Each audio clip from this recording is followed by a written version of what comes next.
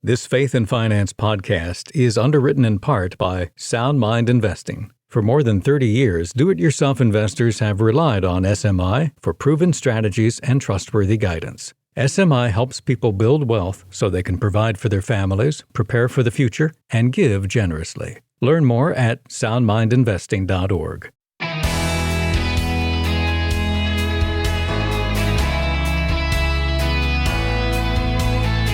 How much can you safely spend in retirement without running out of money?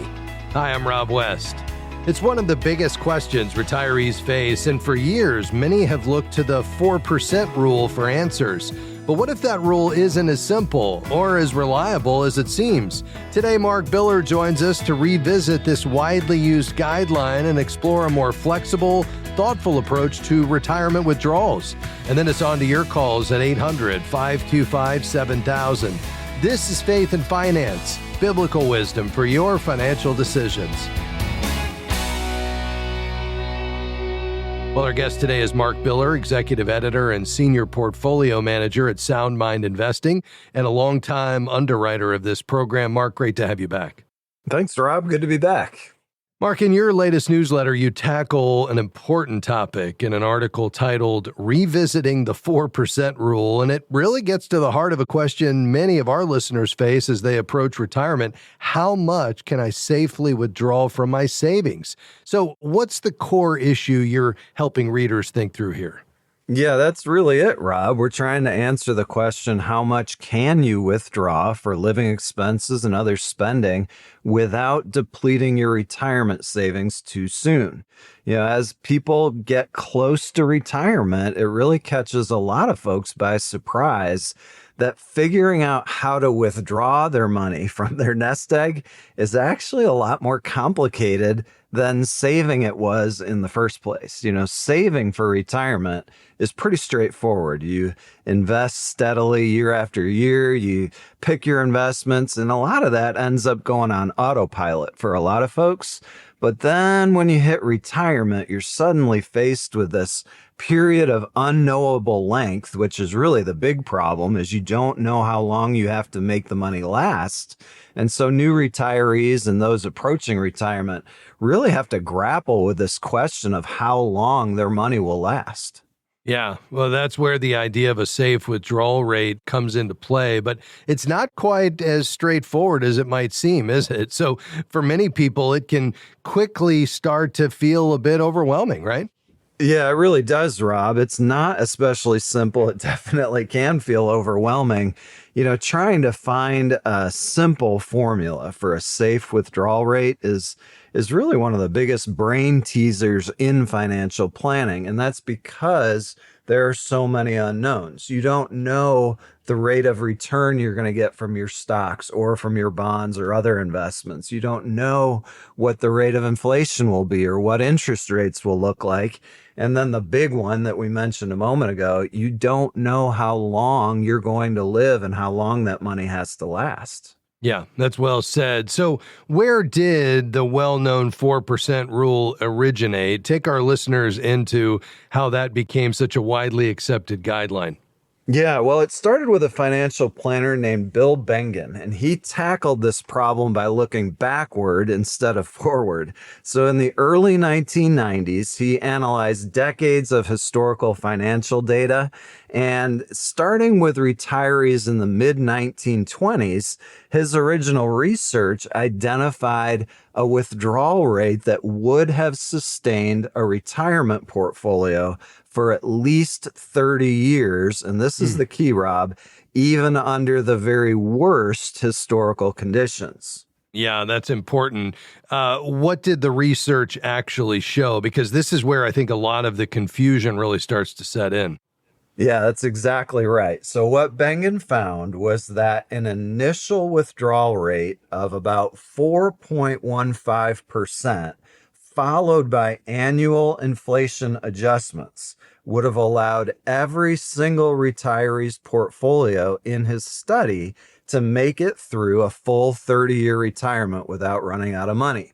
So what that really means, Rob, is that 4.15% figure was really the floor. That was the lowest common denominator that would get every single one of these portfolios through safely.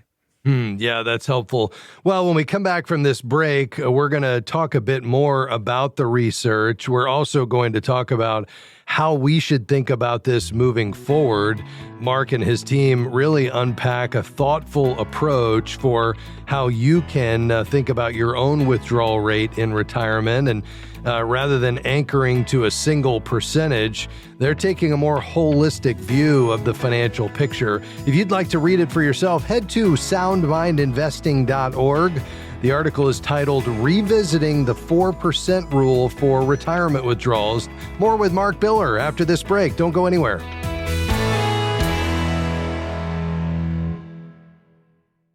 What we do is very special and it's very unique.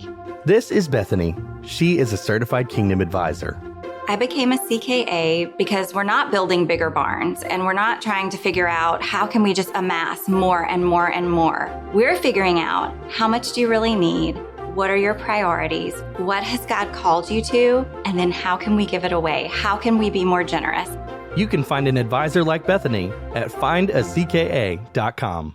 FaithFi is grateful for support from One Ascent. One Ascent believes that your values inspire why you invest and how they can inspire how you invest. One Ascent's goal is to provide solutions designed for every need and invest in businesses that bless the people and places God has made. They want to help investors do well by doing good. To explore a new way of investing that aligns with your values, more information is available at oneascent.com and by clicking Analyze My Investments.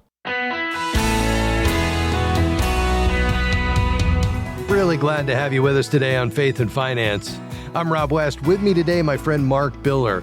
You know that 4% rule, that withdrawal rate that's kind of accepted for retirees to safely withdraw in retirement? Where did that come from? Well, before the break, Mark Biller was shedding some light on a gentleman named Bill Bingen who did research that became what we commonly accept today as the 4% rule. Is that the appropriate withdrawal rate moving forward? And how should you think about that? Well, the team at SMI wrote an incredible article on this topic that you'll find at soundmindinvesting.org. But Mark, before the break, you were sharing that this research showed that an initial withdrawal rate of 4.15%, followed by annual inflation adjustments, would have allowed every retiree's portfolio in his study, even under the worst conditions, to make it through a 30-year retirement.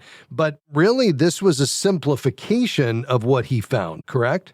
Oh, yeah, absolutely. So two things really happened there, Rob. First, the financial press, as they often do, kind of oversimplified this, turning it into the 4% rule rather than his 4.15% finding. Yeah. But more important than that is a lot of people saw that and came to believe that this 4% was the optimal withdrawal rate for just about everybody. And really, that was never the point of the research. The point was the 4% was the safety floor. And so when people kind of seized on that 4%, it meant that a lot of people were being probably more conservative than they needed to be. And also, I think it gave a lot of folks really a false sense of security in that this was some kind of optimal planning tool. And it's really not. I mean, as you know, Rob, a lot of these financial rules of thumb, they have a very useful purpose. And in this case, the very useful purpose for a 4% rule or a 4.15% rule is for someone who's maybe 10 years out from retirement. They're kind of eyeballing what they think their nest egg might look like in 10 years. And then they're kind of eyeballing what a safe withdrawal rate might look like. And when you're that far away from the actual number that you need to plan with in retirement, that probably works okay.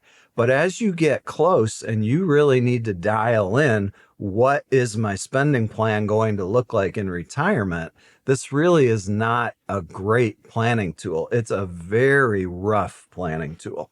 Interesting. Well, I know your team at Sound Mind Investing took a fresh look at this, so let's dive into what your research uncovered.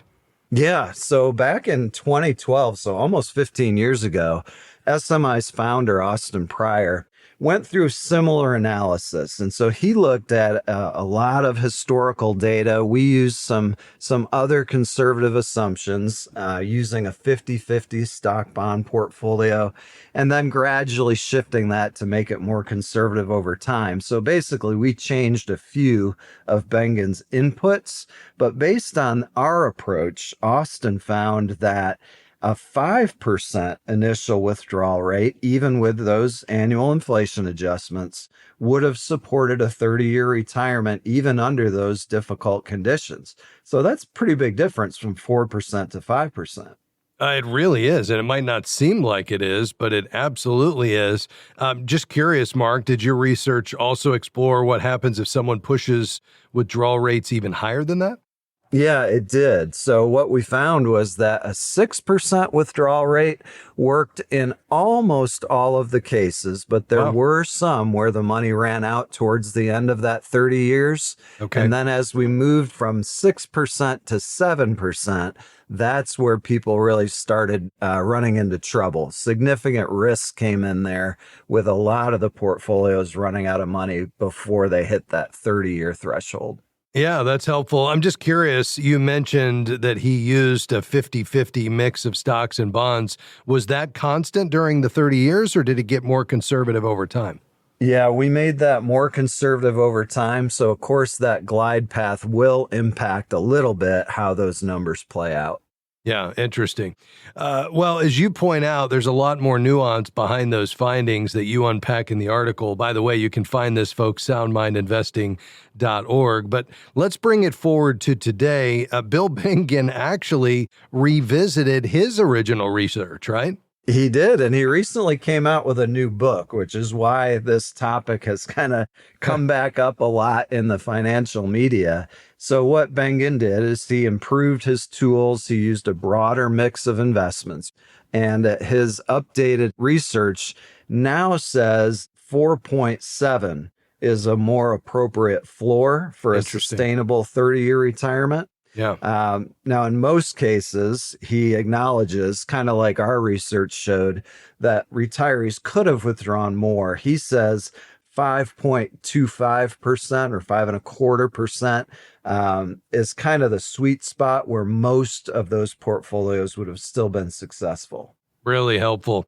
It seems like the idea then at the end of the day here, Mark, given everything you've just said, of a single fixed rule is really giving way to a more flexible, personalized approach. Is that right?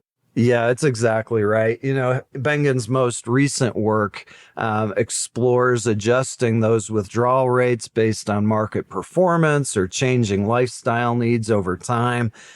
He emphasizes that past performance certainly isn't a guarantee of future results as well. So flexibility and ongoing evaluations are really important, which really, Rob, I mean, that's exactly what any financial planner would say. Yeah. You want to use the rule of thumb for what it's good for, but you really want to drill down into the personalization of each individual client's situation to get a much better picture of what they can afford. Yeah, that's helpful. So how should our listeners think about this beyond just focusing on withdrawal rates alone?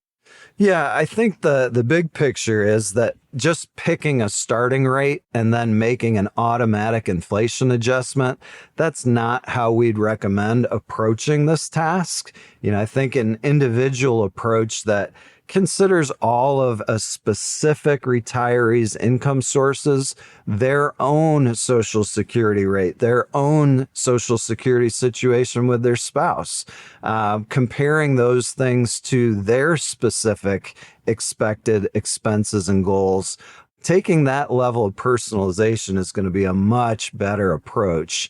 Ideally, from there, a person would use some kind of planning software that can run retirement simulations that estimate the likelihood that their plan is going to succeed. That type of approach has the benefit of being able to stress test different scenarios and making the ongoing adjustments as a person's retirement actually unfolds. Really helpful. Mark, about 30 seconds left. Tie a bow on this for us. Yeah, well, I think the key is hold these rules of thumb loosely. They're useful guidelines, but much better is to personalize this with either a planner's help or some good financial planning software that can help you to hone in on what you need for your retirement. It's a great reminder that wise planning requires both diligence and flexibility. Mark, thanks for your time, as always. Always appreciate it, Rob. When it comes to retirement, folks, it's not about finding a perfect formula. It's about practicing wise, flexible stewardship over time. Our guest today has been Mark Biller, Executive Editor and Senior Portfolio Manager at Sound Mind Investing. Check out this article, Revisiting the 4% Rule, at soundmindinvesting.org. We'll be right back.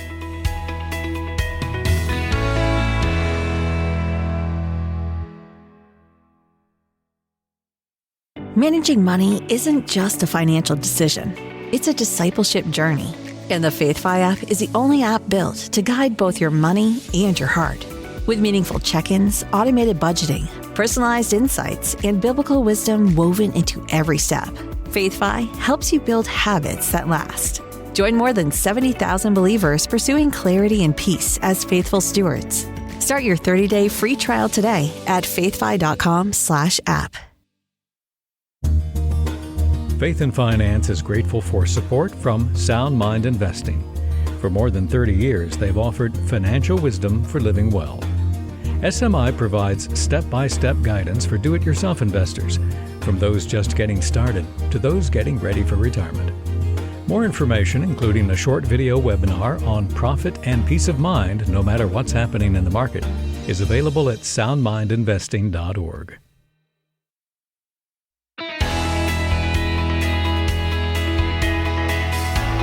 We're so thankful you tune in each day. We're thankful for your notes. We're thankful for your giving. As a listener-supported ministry, we don't do this without you. And if you love the program, I'd love to invite you to consider becoming a FaithFi partner. Now, if you go to faithfi.com/give, you'll be able to read all about it. And what you're going to see there is something that we're about to release this summer. It's a brand new product category here at FaithFi. So we've got our devotionals. We've got our studies like Rich Toward God on the Parable of the Rich Fool. We've got our magazine that comes out 4 times a year, but we're introducing a new category called FaithFi Field Guides. So these are interactive, scripture-anchored resources designed to help God's people explore important financial questions through a biblical framework. So each field guide has a single question that it addresses. The first one is going to be, how much money is enough? What does it look like to set a lifestyle cap?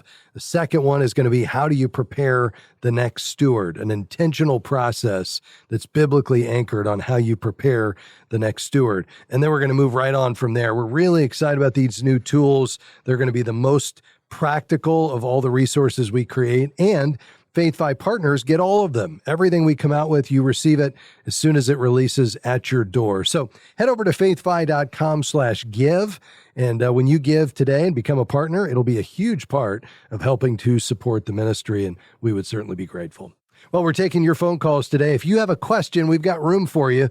Call right now, 800-525-7000. Any financial topic, we'd love to tackle it. In fact, let's do that now to Naperville. Steve, go ahead. Oh, yes, sir. I have a question. I'm retired. I have about $30,000 I could invest. And how is it to invest in the market with gold and silver compared to you can buy gold coins? Which one is better to do? Yeah, it's a great question. I like gold as an investment, but I don't want you to overweight there. I mean, and this comes up a lot, especially during times of uncertainty and where there's geopolitical tensions. The big idea with regard to gold and silver is they're less about growth and more about stability and diversification. And here's why. Number one, they don't produce any income. So there's no dividends, there's no interest paid. And the long-term returns typically lag the market, the overall stock market. Now, you might say, well, wait a minute, Rob, look at the last couple of years. And I would say you're right. But when you look over the last 20, 30, 50, 100 years, historically, gold and silver do not do as well long-term as the market. So what do they offer? Well, they're what we would call a hedge against inflation because it's a store of value. They hold their value typically during times of crisis, and they help to diversify you, like we read about in Ecclesiastes 11:2 from King Solomon. Is right now a good time? I wouldn't make this decision based on market timing. Gold and silver often spike when fear is high, and that can mean you're buying at or near the highs. So I think the better question is, do I have the right allocation to gold more so than is this the right moment to buy it? Now, how much should someone have in their typical portfolio? I would say a 5% allocation is right for most people, and I would buy that in physical gold and silver. So, you might buy the coins or the bars, maybe, the 1 ounce gold piece, could be great. You buy it, you store it securely, you keep it forever, and you pass it down. And then if you want to go up to a full position, which I would say is a full 10%, I'd probably use that second 5%, and I might consider using one of the gold ETFs like GLD or IAU, where you're essentially buying a gold tracker that moves in lockstep with the spot price of gold, but you don't have to take an additional 5% of physical gold that involves you, buying it at a premium and storing it and just all of the insurance costs and, the other things that come with you taking on gold. I think the mistake to avoid is going too heavy, getting up above that 10% allocation, 20, 30%. I think that would be a mistake. But let me stop there and get your thoughts. I'm just learning. I'm just listening. Yeah. I understand what you're saying. What is the gold tracker again? Yeah, so essentially a gold ETF. ETF is exchange traded fund. And basically it's a way to invest in gold without physically owning it. So the gold ETF is a fund that tracks the price of gold and it trades on the stock market like a stock. So instead of buying gold coins, you're buying shares that represent gold value. So you'd buy it in a brokerage account, just like you would a stock. And the fund that you're buying, in my example, GLD, which is the iShares, the biggest one, or IAU, with either of those, the fund owns the physical gold and they store it securely in vaults. And then the price of the investment, the fund, moves up and down with the price of gold. So if gold goes up 5%, the ETF roughly goes up the same amount. And they're easy to buy and sell. You have ultimate liquidity because you can trade it as long as the market's open. You don't have the storage and the security concern. So it's a lower cost option than buying coins, and it's very liquid. What's the downside? The downside is you don't physically own the gold, and there is a small annual fee that you have to pay the fund company, and it's still subject to market fluctuations. But it does have its place. Does that make sense? Yes, sir. That's GLD. That would be one of them. And then the other one is IAU, would be the other ETF. So the IAU is the iShares Gold Trust. And then GLD, which is the largest, is the Spider Gold Trust. And that's the biggest one in the world. Hope that helps, Steve. Thanks for your call. All right, quickly to West Virginia. Rick, you've been waiting patiently. I've got just about a minute left. How can I help, sir?